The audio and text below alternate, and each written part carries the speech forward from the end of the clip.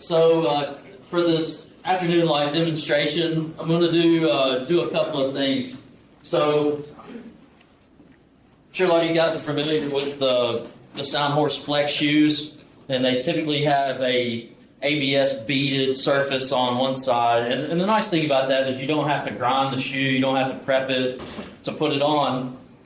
For me personally, especially with fairly thin-soled feet, one of my frustrations with that sort of design is that when you pull it off, all those beads stay on the foot, and they're difficult to get off. So we went back to the drawing board and did them without the beads. But this urethane is very tough. So it has an oxide in there, which is really nice for traction, and these wear really well. They don't just wear away. They're usually fairly intact when you come back after a 4 to 6 week shoeing cycle. But the bond is a little bit tougher to get, and grinding them like you traditionally would with another urethane shoe, it makes them a bit slippery.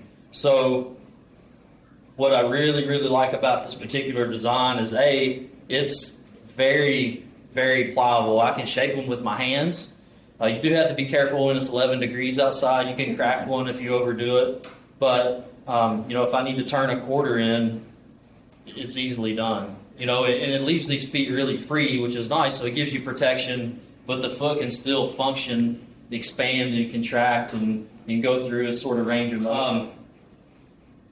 So it is nice. It's almost like the barefoot condition, and I do like that they're not too thick. It's more in line with the thickness of a traditional steel shoe, or at least an aluminum shoe.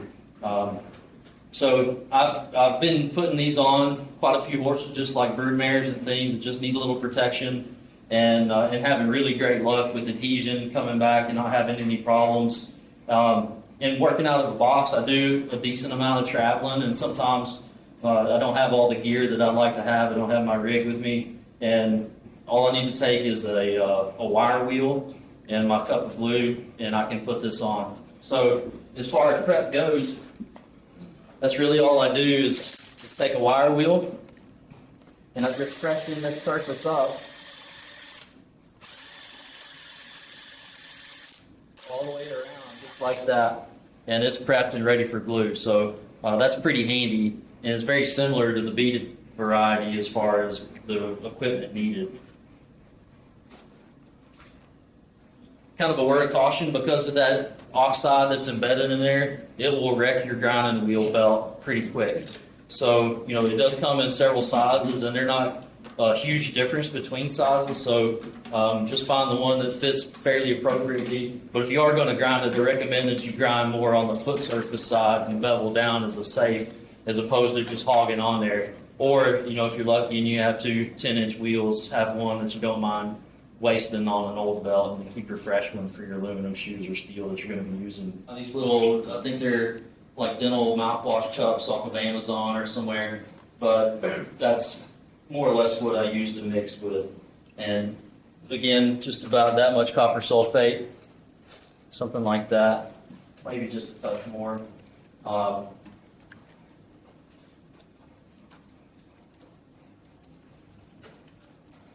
Use these popsicle sticks. I always try to give them a little stress test before I use them, because no doubt in the middle of trying to put on some Sigafoosh, you'll snap that thing. Sometimes I over-test them. So, there we go.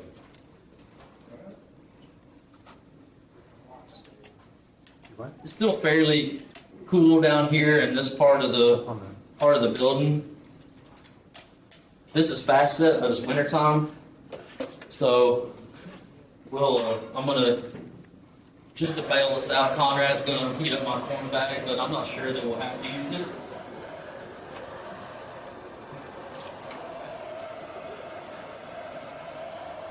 This is the dye for the glue. 9 times out of 10, I'm gonna probably put black in there. If I've got a black foot and a white foot, I'll probably just put dye on both of them. You don't have to. The glue is just as strong with it as without it, in my opinion, but if you don't mix it well, then it can create a problem.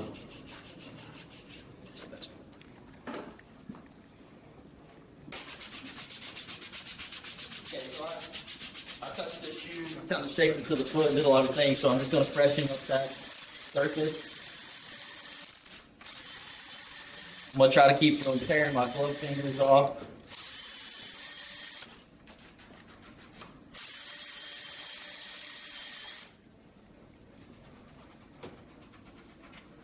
That's more or less all there is to it.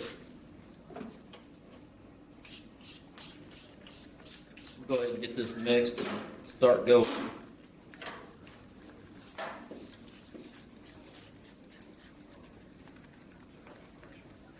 I want to just go around the foot and just show the prep on that.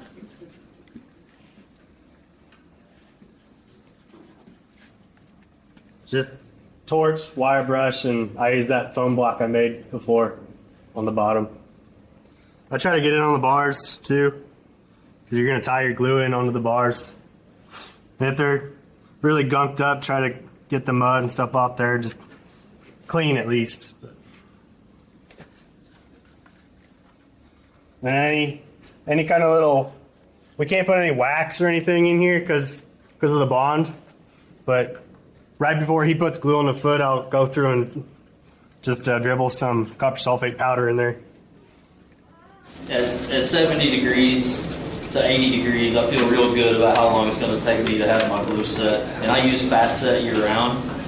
When it's 90 plus in the summertime, I do have a refrigerator in my truck and I'll keep it in there, and that's really handy. But I don't really typically use slow set at all, even during the hottest part of the summer. But you have to be moving with a purpose when it's that hot outside. In the wintertime, you could play a game of poker in between, and you still got a little time sometimes, which is really frustrating when you need to get on with your day. So that's where the corn bag helps. With an aluminum shoe, I will go ahead and I'll just hold it on my hoof pick and I'll run my torch on it and get some heat in that shoe until it's like pretty warm to the touch, and that will help that glue set off. So I'll torch the foot like I normally do, put that heat in there with the torch, and then just glue like normally, and it will set much faster as long as you've got enough heat in it to cook things off.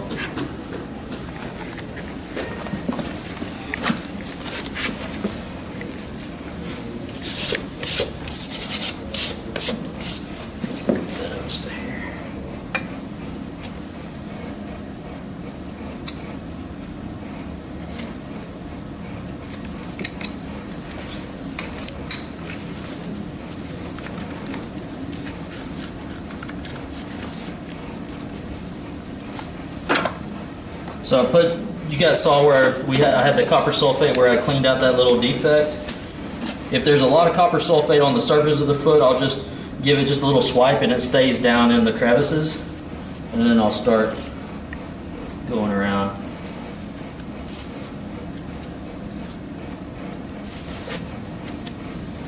And I don't know if you guys can see where I was mixing, but I spin my cup and I really get all my copper sulfate out from the bottom so it's well mixed within my glue. So these shoes are quite flexible. They will bend and kind of be raised if you're too aggressive with how you're pushing them down. So I kind of try to just gently float them down and press out the glue. And it'll have like a little bit of a spring effect. Can you see that glue sort of squishing back and forth? At that stage, I feel I'm okay. I wouldn't want to overpress it.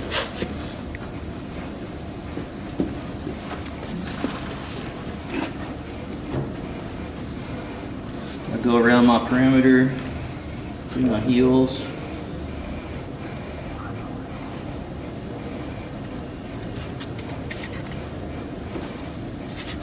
Easy, buddy, you're okay.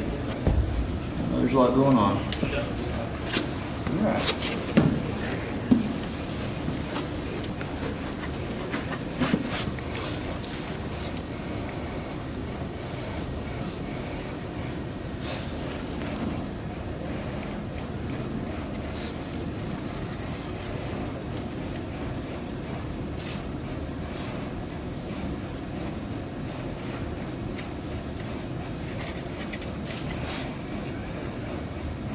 This stuff is pretty watery, so probably going to be happy that we have the corn bag with us.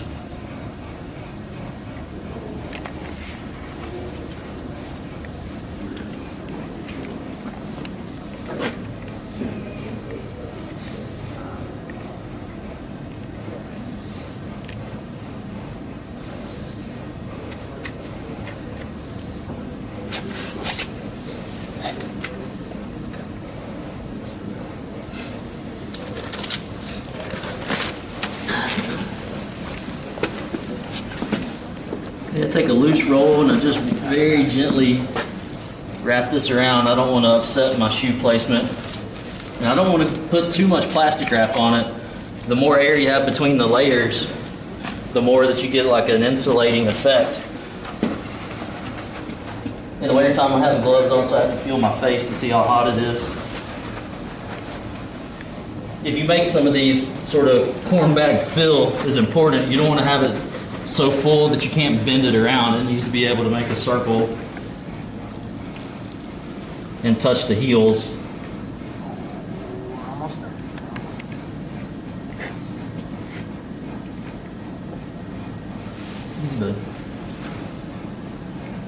And oftentimes once you get your heels, where the thickest part of the glue is where it's going to set the fastest. And then the rest of the glue will feed off of that once it starts cooking.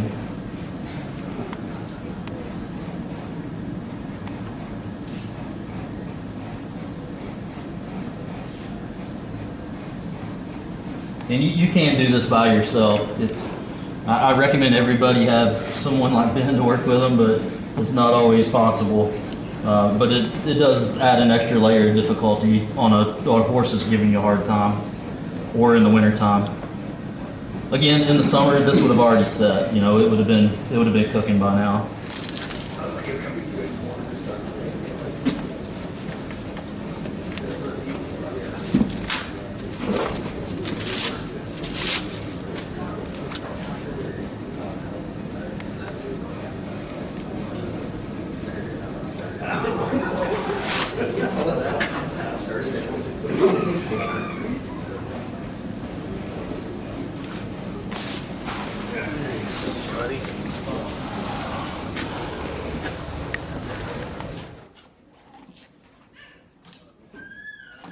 So Scott taught me, find your line with the rasp, define your line with the buffer. Does that make sense?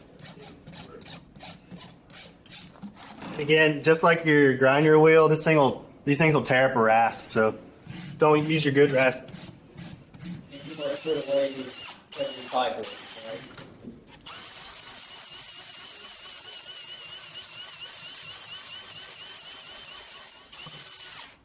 If you look, there's hardly any dust flying off of the fence below it. 60. And just from pushing on this, I'd probably clean this little edge up. I'll push that over with my thumb, just to make sure it's clean and the sulcuses can clean out, that kind of stuff. Okay.